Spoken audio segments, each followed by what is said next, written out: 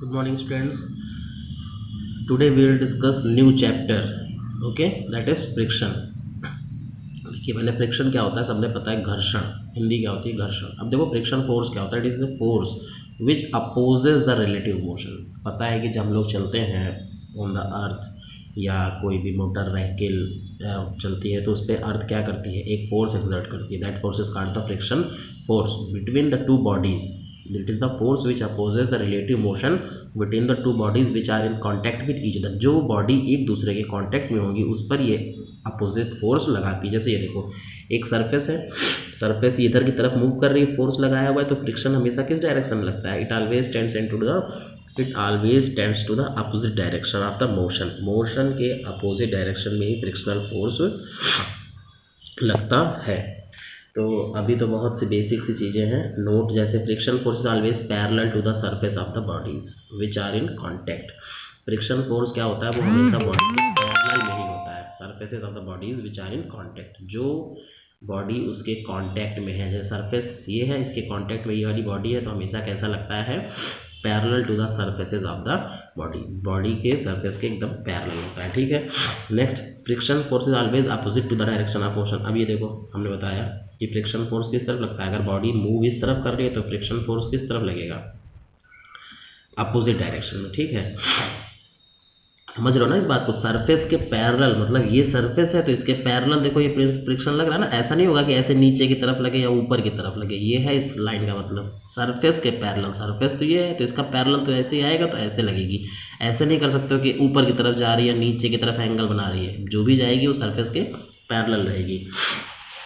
Next static friction क्या होता है, it is the if a body is placed on the surface and an external force is applied on the body but still it is at rest static, then friction force applied by surface of the body is called static friction. देखो static means क्या होता है, स्थैतिक, जो स्थिति में बना रहे, और फ्रिक्शन मतलब घर्षण, स्थैतिक घर्षण।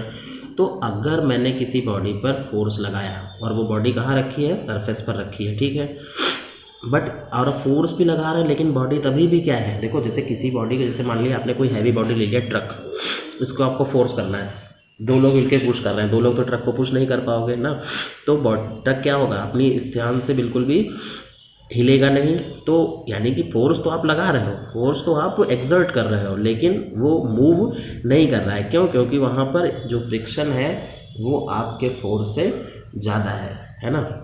और जैसे ही आप उसको ओवरकम कर जाएंगे तो ट्रक भी क्या हो जाएगा, मूव हो जाएगा। तो ऐसी कंडीशन में जब बॉडी मूव ना करे, दैट फ्रिक्शन इज कॉल्ड, और फोर्स भी एक्सर्ट करो तब भी बॉडी मूव नहीं कर रही है, that friction is called the static friction force. ठीक है, F is equal to F S, इसको बोलते हैं स्टैटिक फ्रिक्शन को, यहाँ पे फोर्स को बोलते हैं F S, means static friction, S for static, F for friction. देखिए static friction is always equal and opposite to the external force applied on the body. मैंने बता ही दिया कि स्टैटिक फोर्स जो होता है हमेशा इक्वल और अपोजिट होता है। अगर इक्वल नहीं होगा तो बॉडी क्या कर जाएगी, मूव कर जाएगी। अगर स्टैटिक फोर्स ज़्यादा, अगर मान लिया आपका फोर्स ज़्यादा हो गया तो बॉडी आगे की तरफ मूव कर जाएगी, और अगर फ्रिक्शन फोर्स ज़्यादा हुआ तो क्या हो जाएगा, बॉडी। अब ऐसा तो नहीं होगा कि फ्रिक्शन फोर्स बिना फोर्स लगाए तो फोर्स है, बिना एक्सटर्नल फोर्स लगाए तो फ्रिक्शन जनरेट ही नहीं होगा। ठीक है, तो ये भी नहीं हो सकता कि खड़ी खड़ी गाड़ी बैक हो जाए, फिर हाँ उसके लिए एंगल चाहिए। ठीक है, angle of elevation deviation angle चाहिए। नेक्स्ट टॉपिक है लिमिटिंग फ्रिक्शन, ये इंपॉर्टेंट है बहुत, देखिएगा ये पेपर में आता है, वेरी इंपॉर्टेंट। ठीक, लिमिटिंग फ्रिक्शन देखो क्या होता है, when we apply an external force on a body which is placed on a surface friction, friction force is also applied by the surface on the body। देखो हम किसी body पे अगर फोर्स लगा रहे हैं इस तरफ, तो फ्रिक्शन भी क्या कर रहा है, उस पर पीछे की तरफ फोर्स लगा रहा है। इतना चीज़ ने बता दिया। Direction of friction force always opposite, और फ्रिक्शन की फोर्स की डायरेक्शन क्या होगी, अपोजिट होगी। हम फोर्स इस तरफ एक्सर्ट कर रहे हैं, फ्रिक्शन इस तरफ लगेगा। ठीक, if the body is in rest, अगर बॉडी किसमें, rest state, the friction force is always is called static friction. अगर बॉडी रेस्ट कंडीशन में है तो वो स्टैटिक फ्रिक्शन कहलाएगा। Value of this static friction force is always equal to the force applied on the body, और जो static friction force की magnitude होगा वो फोर्स के इक्वल होगा। आप देखिए फिर हमें धीरे धीरे क्या करना है, उस फोर्स को इंक्रीज करना है। As we increase the external force, भाई पहले तो हम फोर्स लगा रहे थे, स्टैटिक फ्रिक्शन बैकवर्ड डायरेक्शन में लग रहा था, अपोजिट था, मैग्नीट्यूड इक्वल थी, तो बॉडी क्या हुई, मूव नहीं हुई। अब हमने थोड़ा सा और फोर्स एक्सर्ट किया तो बॉडी अभी भी बॉडी किस में है, रेस्ट में है, तो स्टैटिक फ्रिक्शन भी क्या होगा भाई, एक्सटर्नल फोर्स एक बढ़ा रहे हो तो मानी बात है कि स्टैटिक फ्रिक्शन भी क्या होगा, इंक्रीज होगा।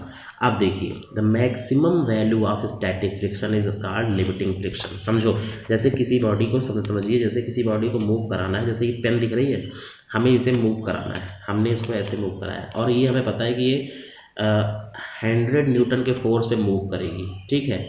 इससे जैसे कोई भारी चीज़ है, अब यहाँ समझ लेना ये वेटेड है, तो हमने इस पर 90 न्यूटन लगाया तो क्या मूव करेगी, नहीं करेगी। हमने इस पर 95 लगाया, नहीं करेगी। 99 तक ये नहीं करेगी, लेकिन जैसे ही हम 100 न्यूटन पे आएंगे ये क्या हो जाएगी, अपने स्थान से मूवमेंट करना, जैसे ही 100 के ऊपर जाएंगे, 100.1 जैसे ही पहुँचे ये साइकिल, ये पेन क्या हो जाएगी, मूवमेंट में आ जाएगी, ठीक है। तो ऐसी वैल्यू, इसी को लिमिटिंग फ्रिक्शन कहते हैं। Maximum value of static friction, देखो हमने 90 लगाया तो स्टैटिक फ्रिक्शन भी कितना लगा, अपोजिट डायरेक्शन 90, 95 लगाया तो अपोजिट फ्रिक्शन भी अपोजिट डायरेक्शन में क्या लगा, स्टैटिक फ्रिक्शन 90।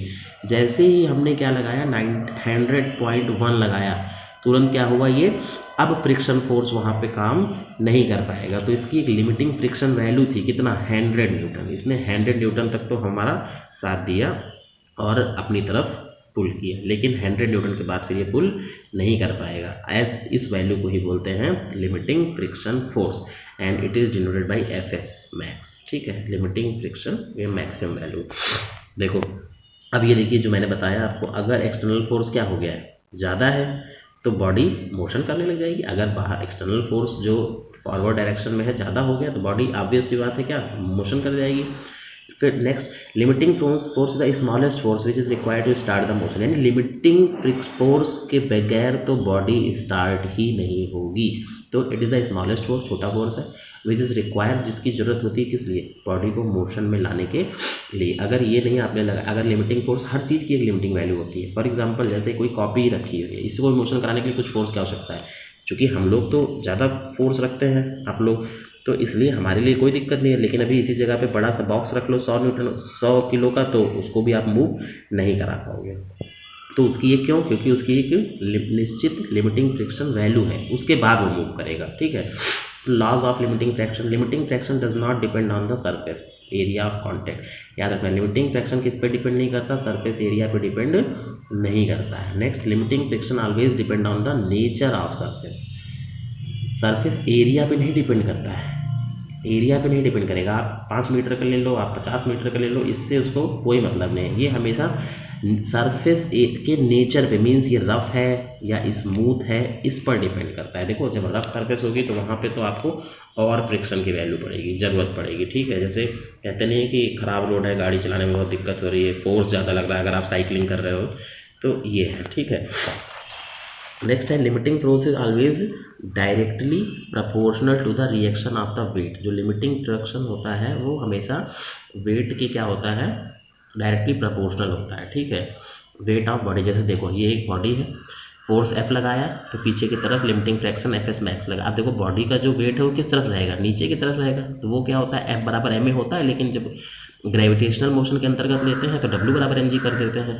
और जैसे ही कोई बॉडी अगर नीचे रिएक्ट करेगी तो by the third Newton law action reaction, तो इस पर क्या हो जाएगा, रिएक्शन किस तरफ लगेगा, ऊपर की तरफ लगेगा, ठीक है। वो किस तरफ लगेगा, ऊपर की तरफ लगेगा। तो लिमिटिंग फ्रैक्शन होता है डायरेक्टली प्रोपोर्शनल होता है किसके, वेट के। अगर देखो वेट मैंने बताया ना, अगर हमें ट्रक को मूवमेंट कराना है तो बहुत फोर्स की ज़रूरत पड़ेगी, इसी जगह अगर हमें कार को पुश करना है तो कम ज़रूरत पड़ेगी फोर्स, तो लिमिटिंग फ्रिक्शन भी वहाँ क्या हो जाएगा, कम हो जाएगा। उसको 1-2 लोग मिलकर भी क्या कर सकते हैं, पुश कर सकते हैं, लेकिन ट्रक को ऐसा नहीं कर सकते। ओके।